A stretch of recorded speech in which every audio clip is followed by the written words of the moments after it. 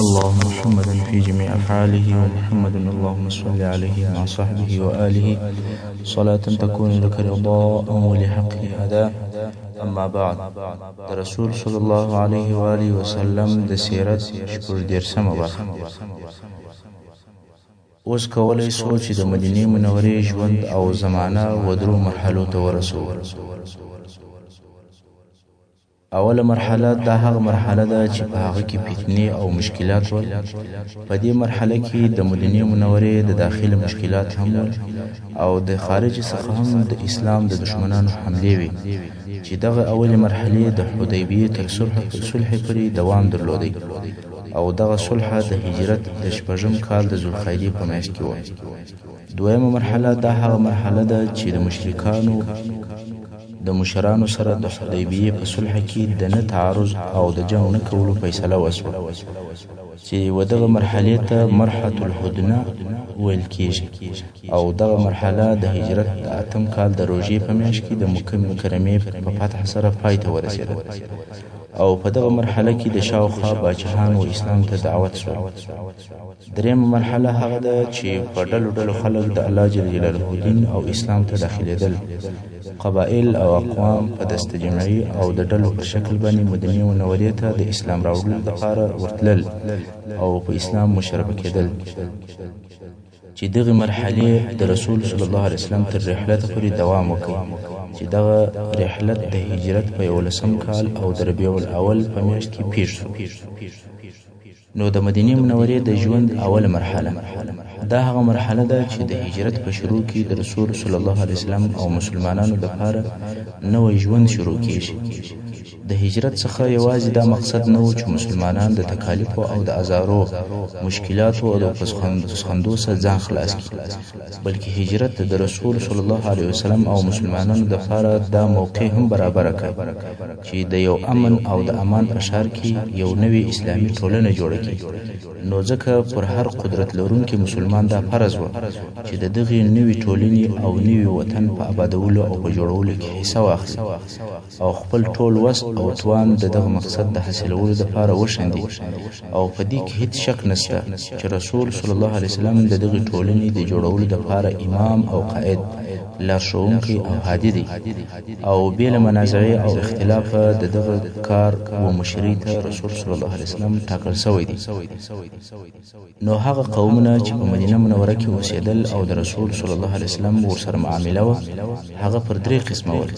چې د هر قوم حال نسبت د هغه بل قوم و حال ته ډیر واضح فرق درلودی او ډیر سره مختلف ول او رسول صلی الله علیه وسلم د هر قوم او هر ډلې لپاره خاص مسائل درلودل چې د هغه بل قوم او د بل فرقې څخه به جلا ول چې دغه قومونه او دغه ډلې په داسې طریقې سره اول د رسول صلی الله علیه وسلم هغه غوره او مکرم پاک او صالح اصحاب کرام، دویم هغه مشرکان چې تر اوسه ایمان نه راوړی او دوی د مدینې منورې د اصلي قبیلو غړي او افراد ول بلکې ځینې مشران هم ول، دریم يهود چې يهود بیا په خپل درې قبیلې ول چې مخکې څه بیان شوی. اوس نو اولا هغه مسائل چې رسول صلی الله علیه وسلم د خپل اصحابو په سبب د هغو سره مواجه او مخامخ هغه دا چې د مدینې منورې د ژوند کیفیت په تمامه معنا د هغه حال او کیفیت څخه مخالف و چې مهاجرو مسلمانانو په مکه مکرمه کې درلودي. هغه وخت چې دغه اوسنی مهاجر مسلمانان په خپل شهر او مکه مکرمه کې ول که څه هم دی یوې کلمې سره راجمع کول او د ټولو هدف یو مګر په مختلفو کورو کې سره اوسېدل، د هر یو کور او د استوګنې ځای جلاو، دوی سره پاشلي ول او مظلومه ول او ذلیله او شړل سوي ول، دوی د هیڅ شي قدرت نه درلودی، امر او حکم د دوی د دین د دشمنانو په لاس و. دغه مسلمانانو هلته نسوای کولی چې یو نوې اسلامي ټولنه جوړه کړي په هغه موادو او په شرایطو سره چې هر انساني ټولنه و هغه ته ضرورت لري. نو ځکه موږ وینو کم آیاتونه او قرآني سورتونه چې په مکه مکرمه کې نازل شوي دي فقط د اسلام مبادی او هغه اولینی شان بیانول او داسې اسلامي اوامر او قوانین پکې موجود ول چې هر فرد په انفرادي ډول سره عملي کولای شي. هغه قرآني اوامر کې خلق شو او د خیر کارو ته هڅول کېدل، مسلمانان په شو اخلاقو امر کېدل، د رذایل او کښتو کارو څخه منع کېدل. مګر په مدینه منوره کې د اولې ورځې څخه د مسلمانانو حکم د دوی په خپل لاس و، هیڅ چا پر دوی باندې حکم او تسلط نه درلودی. نو اوس دوی ته دا موقع برابر شوه چې د تمدن او آبادی په کارو باندې مشغول شي، د معیشت او د اقتصاد، د حکومت او د سیاست په کارو مشغول شي، جنگ او صلح ته متوجه شي، د حلال او د حرام، عبادت او اخلاق او د نور دینی او دنیوي مسائل په پراخ اندازه زده او عملي کړي. دوی ته اوس موقع مساعده ده چې یو نوې اسلامي ټولنه جوړه کړي، داسې ټولنه چې د ژوند په ټولو امورو او مرحلو کې د جاهلیت د ټولنې سره فرق ولري، بلکې په ټول عالم او انساني ټولنه کې د څه ټولنې دي د هغو ټولو ټولنو سره دا ټولنه فرق ولري. دغه د دوی ټولنه د دوی اخلاق او معاملات د اسلامي دعوت لپاره یو ښه مثال او نمونه وګرځي. هغه ټولنه جوړه کړي چې د دوی د هغې ټولنې د جوړولو لپاره 14 کاله په مکه مکرمه کې رنګارنګ عذابونه او تکلیفونه ګاللي او زغملي ول. مګر دا دې هم درته معلومه وي چې د دغسې سالمې ټولنې جوړول نه په یوه ورځ کې امکان لري، نه په میاشت او کال کې، بلکې د دغسې ټولنې د جوړولو لپاره ډېر اوږد وخت پکار دی چې په هغه اوږده موده کې شریعت او قانون جوړ شي او په تدریج سره د هغه شریعت په عملي کولو کې خلک تربیه شي چې د دغه شریعت جوړونکی الله جل جلاله او چلونکی او جاری کوونکی رسول صلی الله علیه وسلم. صحابه کرام رضی الله تعالی عنهم اجمعین هم دغه شریعت او قانون په پراخه زړه سره قبلوي، د هغه احکام پر خپل ځانو باندې عملي کول. د دغه مؤمنانو په باره کې الله جل جلاله د سورة انفال په 2 نمبر آیات کې فرمایي: اعوذ بالله من الشیطان الرجیم انما المؤمنون الذين اذا ذكر الله وجلت قلوبهم واذا تليت عليهم آياته زادتهم ایمانا وعلى ربهم يتوکلون. یعنی حقیقی مؤمنان هغه کسان دي کله چې پر دوی الهي آیاتونه وویل شي نو د دوی ایمان په زیات شي او پر خپل رب باندې توکل کوي. که څه هم د دغسې مسایلو تفصیل زموږ د بحث موضوع نه ده، خو موږ د ضرورت پر اندازه دغه مسایل بیان کړل. دا هغه لوی کار و چې د مسلمانانو په متعلق رسول صلی الله علیه وسلم د هغه سره مخامخ و چې دا د اسلامي شریعت، اسلامي دعوت او محمدي رسالت هغه اساسي مقصد او هدف و. د رسول صلی الله علیه وسلم دپاره دغه کار هغه اساسي کار و، خو تلواري کار نه و، بلکې دغه کار د وخت په تیریدو سره کېدی. خو هلته نور داسې مسائل ول چې اهمیت یې تر دغه لوی او مهم کار لږ و، مګر تلوار یې غوښتی. هغه داسې د هجرت په شروع او په مدینه منوره کې مسلمانان پر 2 قسمه ول. یو قسم مسلمانان هغه و چې په خپله مځکه کې په خپلو کورو کې او د خپلو مالو سره ول، بله هېڅ پریشاني یې نه درلوده، بې له هغه څه چې یو سړی په خپل کور کې د ژوندانه د ضروریاتو د پوره کولو دپاره څه مشکل لري، چې دا د انصارو ډله. په خپله د انصارو په مابینځ کې بیا قبیلوي شدید نفرت او د زړو عناد او عداوت و چې دا د ډېرې مودې څخه د دوی په مابینځ کې پروت و. په نږدې تېره سوو وختو کې د دوی په مابینځ کې ډېر شدید جنګونه تېر سوي ول، او د مسلمانانو هغه بله ډله هغه مهاجرین ول چې هر شی په مکه مکرمه کې ځین پاته سوی و. خپل ځانونه یې خالي مدینې منورې ته رسولي ول، خپل مقدس وطن او اقارب، خپلوان او عزیزان، اهل او عیال، کور او کول، مال او منال، دولت او ثروت، صنعت او تجارت ټول په مکه مکرمه کې پرېښی و. دلته په مدینه منوره کې نه د شپې د تېرېدلو ځای لري، نه د خوړلو شی لري، نه کار ستا چې وي کي، نه مال ستا چې شپه به تېره کړي. د دغو مهاجرینو شمیر لږ هم نه و او ورځ په ورځ نور هم پسې زیاتېدی، ځکه هر هغه چاته چې پر الله او رسول الله ایمان لري په په هجرت سره امر شوی او دا هم معلومه خبره ده چې مدینه منوره یو غنی او ثروتمند ښار هم نه و، نو د مدینه منورې اقتصادي موازنه خرابه او متزلزله شوه. په دغه شکېدلي حالت کې اسلام دښمنو قواو تقریبا اقتصادي بندیز هم پر ولګول، خوراکي او ارتزاقي مواد یې د مدینې منورې څخه بند غوندې کړل، نو خود اقتصادي حالت نور هم خراب شو. دا د مسلمانانو د دوه مختلفو ډلو په متعلق ستونزې او مشکلات وو. او هغه دویم قوم چې هغه مشرکان ول، خو د مدینې منورې د قبایلو اصلي او اساسي غړي ول، دوی پر مسلمانانو کم تسلط نه درلودی، خو په زړه کې شک او د خپلو پلرو د دین په پرېښولو کې متردد ول. مګر د دغه حالت سره سره د اسلام او د مسلمانانو سره په زړه کې چم او عداوت نه درلودی، او ډیر وخت نسو تیر چې دوی اسلام ته داخل شول او صادق مسلمانان ځینې جوړ شول. مګر په دغه خلکو کې بیا داسې خلک هم ول چې په زړه کې د رسول صلی الله علیه وسلم او مسلمانانو سره شدید عداوت او عناد درلودی. دا یې په وسه نه وکړه چې خپل عداوت او دښمني ښکاره کړي، بلکې د وخت او د حالاتو د مراعات په سبب مجبور ول چې د دوستۍ او د مودت اظهار وکړي.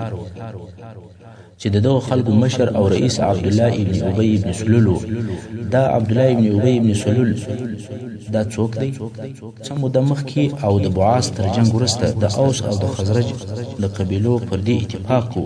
چې دغه عبد الله به د دغه قبیلو د پاره د باچا او د رئیس په صفت سره منل کیږي،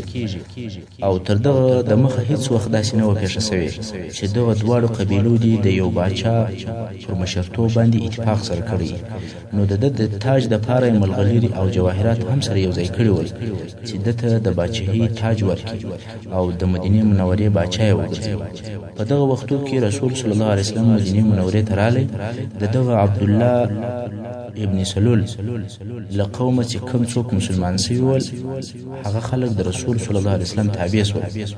دغه عبد الله په ګمان رسول صلی الله علیه وسلم د باچاهي د سواخسته، نو خود په زړه کې د رسول صلی الله علیه وسلم سره ډیر شدید عداوت درلودی، او کله چې بیا ولید چې حالات داسې سول چې دته پر شرک پاتې کېدل نه پنه رسوي او د دنیوي ګټو څخه محروم پاتې کیږي، نو د بدر تر غزا وروسته په ظاهر مسلمان شو، مګر په زړه کې هغه کافر و. هر وخت چې به د رسول صلی الله علیه وسلم او د مسلمانانو د ازارولو توان او طاقت به پیدا کړي او موقع به په لاس ورغله، خامخا به هغه کار کوي. او د هغه نور ملګری چې د سره په پاچاهي کې وزیران یا رئیسان وای، او اوس د رسول صلی الله علیه وسلم پر اتک سره هغه منصبونه د دوی څخه ولاړل، هغه هم دغه عبد الله سره د شیطانی نقشو او د دسیسو په عملي کولو کې کومک کوي، او ډیر ځله به د مسلمانانو نوي ځوانان او ضعیف العقل کسان د خپل دسیسو د عملي کولو لپاره د لاس اله ګرځول. او دریم ډله چې هلته موجوده و هغه يهودو. دا هغه يهودو چې په خوا کې د رومان د ظلم څخه حجاز ته راغلي وو، که څه هم دوی په اصل کې عبرانیین ول،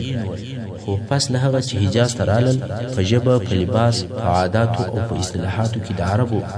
اوسېدل، حتی د قبیلو او د افرادو نمونه یې هم عربي کړل. د عربو سره د ښځو د طرفه دوستي هم وکړي، څو پر دغه ټولو سربیره هغه خپل ذاتي جنسیت یا قومیت هم ساتلی و. په عربو هیڅ نسول ګډ، بلکې په خپل اسرائیلي او یهودي جنسیت یې فخر هم کوي، او عرب یې ډیر سپک او خوار بلل، تر داسې اندازې چې عرب یې امیین بلل، یعنی امیین یعنی وحشان او بیعقلان او رزیلان. د عربو مالونه په هر طریقه سره چې وي د ځان لپاره حلال او مباح بلل، لکه څنګه چې الله جل جلاله د دې دغه قول او عقیده د سورة آل عمران په 55 نمبر آیت کې ذکر کوي. اعوذ بالله من الشیطان الرجیم. قالوا ليس علينا في الأميين سبيل، یعنی بشک دغه يهودي کتابیانو بویل نسته پر موږ باندې د دغه امیانو په حق کې هیڅ ګناه، یعنی موږ مالونه او اولادونه او ارڅه خړلې شو، که په چم وي، که په خیانت وي، که په زور وي، که په هر طریقه وي. د يهودو په مسلک او په دین کې امیان او هر هغه چاته ویل کېدل چې يهودي نه وي او دغه يهودو د خپل دین د نشرول لپاره هیڅ حماس او احساس نه درلودي بلکې د دوی سره هغه دینی سرمایه چې پاته و هغه پال سحر کوډي او جادو ول په دغه شانو سره خپل ځانونه اهل العلم او روحاني قائدان بلل په کسب او په پیسې ټولولو کې ډیر ماهران او استادان ول د حبوباتو او خرما د شرابو او د لباسو تجارت د دوی په لاسو واردات غله او شرابو صادرات خرما و بل دې څخه نور هم تجارتي او صنعتي کارونه کول د عربو څخه څو چنده ګټه اخیستلې یوازې تجارت نه کوي بلکې سود او ربا هم خورل د عربو شیخانو او رئیسانو ته ډیر پورونه ورکول هغه به بیا دغه مالونه په بے پروايي سره د دې لپاره مصرفول چې شاعران په خپل اشعارو کې صفت وکړي او په خلکو کې نوم لوړ شي خو چې بیا به د يهودو پورونه نسوي ادا کولای نو به خپل زراعتي مځکې او باغونه پر هغو ګرو کړل څو کال به نو تیر سوي چې د مځکې او باغونه به د يهودو شول يهود د چمو او د دسیسو د فساد او د شیطانتو خاوندان ول د عربي همسایګانو قبیلې چې د دوی سره پرتې وي د هغو په مابین کې فساد او شیطانت جوړ کړی وو عربي قبیلې به د دوی په پټ چمو او په دسیسو په پرلپسې جنگو باندې اخته وي او دوی به په پټه خوله باندې ورته ناست ول هر کله چې به دغه یهودو ولیدل چې د جنگ اور مړ کېږي بیا به هغه اور راتازه کوي خپل شیطانتونه او فسادونه به د دوی په مابین کې وکول او دوی به په آرام ورته ناست ول او عرب به په دې اورو او په دې جنگو کې سره سوځل کېدل او بیا به د عربي قبیلو مشرانو ته د سود او د ربا درانه پورونه هم د دې لپاره ورکول چې د مسکنت او د غریبۍ په سبب د جنگ څخه خلاص وانه يهودو په دغه کار سره دوی ګټې کولې یو خپل يهودي کیان د عرب څخه په داسې ډول ساتلی و چې عرب په خپل مابل کې په جنگو سره اخته کړی ول او بل د ربا او د سود بازار تود ساتلی و څو چنده ګټې به اخستلې او به اندازې ثروت یې لاس ته راوړی په مدینه منوره کې د يهودو درې مشهور قبیلې اوسېدلې اول بنو قینقاع چې د خزرج د قبیلې متعهدین ول او کورونه د نن او په داخل کې د مدینه منورې ول دویم بنو نغدیر دریم بنو قریظه چې دغه دوی قبیلې د اوس د قبیلې متعهدین ول او تر مدینه منورې د باندې اوسېدل او دا هغه قبیلې وی چې همیشه به د اوس او د خزرج د قبیلو په مابین کې جنگونه پیښول او په خپل دغه يهودي قبیلو د بعاث په جنگ کې ګډون او اشتراک هم کړی دي دا معلومه خبره ده چې د يهودو څخه دا امید نه کېدی چې اسلام ته دی بیل بغض او عناد په بل سترګه وګوري ځکه رسول صلی الله علیه وسلم د دې د قوم او د جنس څخه نه و چې دوی د قومي عصبیت سبب د هغه ترڅنګ ودرېږي او بل دا چې د اسلام دعوت صالح دعوت چې د فاشلو زلو په مابین کې الفت پیدا کوي او د دشمنی او د عداوتونو اور یې وژي او په ټولو کارو کې خلق او امانت او دیانت ته رابلل خلک یې په دې سره امر کول چې پاک او حلال مالونه وخوري چې د دې ټولو معنا دا و چې د یثرب عربي قبایل باید په خپل منځو کې الفت او محبت سره ولري نو په دغه حالت کې خامخا د عربي قبیلې د يهودو د هغه شیطانی اعمالو څخه خلاصېدلې د يهودو تجارتي رونق پای ته رسېدلی او هغه د ربا مالونه کوم چې دوی د سرمایه‌داري پر اساس باندې تازه ساتلی وو هغه پر دوی باندې حرامېدی بلکې د دې ډیر احتمال وو چې دغه عربي قبایل ویش او توجیه سي کوم باغونه او ځکه چې يهودو د ربا په معاملو کې ځینې اخیستي دي هغه بیرته خپل لاس ته کله چې يهودو د اسلامي دعوت په مفهوم پوښول او ویلیدل چې اسلامي دعوت غواړي چې په یثرب کې استقرار او آرام راولي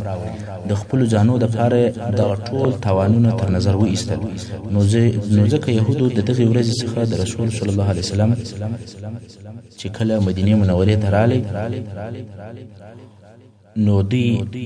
خپل شدید دښمنی او عداوت په زړه کې ورسره پیدا کوي. که څه هم دوی په شروع کې دغه عداوت د ښکار کولو جرأت نه درلودی، خو پس له څه مودې دغه د عداوت په واضحه اندازه باندې ښکاره کوي. د یهودو دغه عداوت په واضح ډول په هغه واقعه کې ښکارېږي چې ابن اسحاق د ام المؤمنین صفیه رضی الله عنها څخه روایتوي. صفیه رضی الله عنها چې د رسول صلی الله علیه وسلم زوجه وه او د حیی ابن اخطب یهودي لور ده، او دغه حیی ابن اخطب د مدینې منورې د یهودو د مشرانو څخه و، چې دا قصه به په وروسته کې راشي چې رسول صلی الله علیه وسلم صفیه رضی الله عنها څنګه په نکاح که. دغه صفیه رضی الله عنها وایي زه کوچنی وم او پر خپل پلار تر ټولو اولادو ګرانه وم. هر وخت چې به پلار ولیدم غېږ بیا راته خلاصه که او په بغل کې بیا ونیولم. دغه رنګه پر خپل اکا چې ابو یاسر ورته ویل کېدل پر هغه هم ګرانه وم. کله چې رسول صلی الله علیه وسلم مدینې منورې ته راغی او په قبا کې یې واړول، سهار وختي زما پلار حیی ابن اخطب او زما اکا ابو یاسر ابن اخطب د رسول صلی الله علیه وسلم د لیدلو دپاره ورغلل، او ماښام د لمر لوېدلو سره ستړي هلاک غمجن او پریشانه بیرته کور ته راغلل. صفیه رضی الله عنها وایي کله چې ما دوی ولیدل نو لکه پخوا چې به مې کومه مینه ورسره کوله، نو په شوق او په چابکي سره مې دوی ته وځغستل. مګر په دغه ورځ د هغه غم په سبب چې د دوی سره و یوه هم راته ونه کتل. یوازې دا نه چې په غېږ کې نه ونیولم بلکې راته ویې لا نه کتل. ډېر غمجن او پریشانه وم. صفیه رضی الله عنها د دغې ورځې خبرې او بیان بیا په وروسته کې کوي او وایي وامې رویدل چې زما اکا ابو یاسر زما پلار ته وویل آیا هغه دی؟ یعنی دغه سړی هغه نبی دی چې موږ ته په تورات کې ذکر شوی دی؟ پلار مې وویل والله هغه نبی دی. اکا مې وویل آیا تا وپېژندی او یقین دې شو؟ پلار مې وویل هو. بیا مې اکا ورته وویل نو د ده په باره کې څه نیت او اراده لرې؟ پلار مې وویل تر څو چې ژوندی یم په والله دښمني او عداوت به ورسره کوم. سبحان الله، د یهودو دغه حال دی. په حق پوهېږي او حق ور معلوم سو،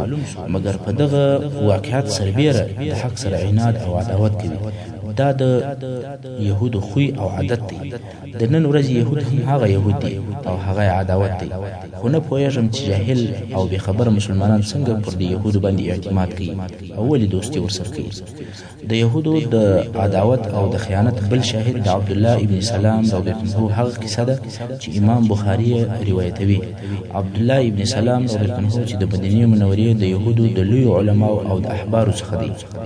وایي زه د خپل خاله سره ناست وم، خبر رالی چې محمد صلی الله علیه وسلم مدینې منورې ته راورسېدی. عبدالله ابن سلام په لوړ اواز سره تکبیر ووایي الله اکبر. خاله په تعجب شوه چې عبدالله څنګه د دې سړي په راتګ سره